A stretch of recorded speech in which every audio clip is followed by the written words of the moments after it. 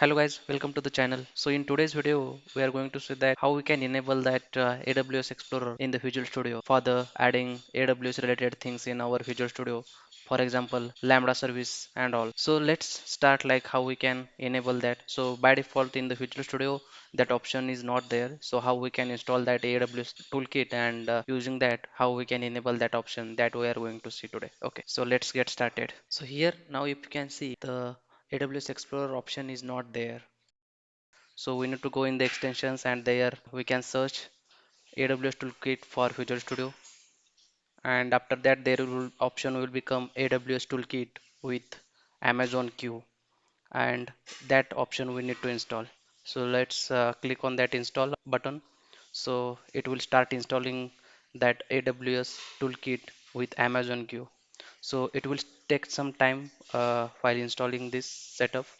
So now after successful installation, we need to close the Visual Studio. So at the back end, it will start installing that AWS toolkit. So we will close that. After closing, that installation is being started here. So it will take some time for the installing. Now we need to click on the modify here. So he will make the change in the Visual Studio. Now it is installing that AWS toolkit with Amazon Q. So it will take some time for installing. Okay, so the installation is done and also modification completed. Let's we can launch that Visual Studio now. Okay, so continue without code here.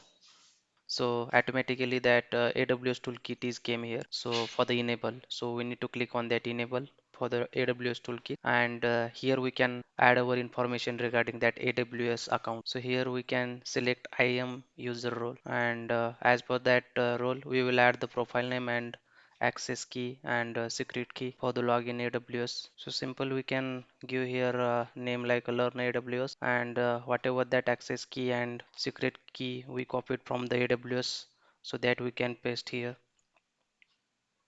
And also we can check that storage location, so it is a shared credentials file. So and also the region we can select here as per your convenient nearby your location. So as of now I can keep it is a default only. So there are multiple regions we can see here, so we can just keep a default region here and just connect.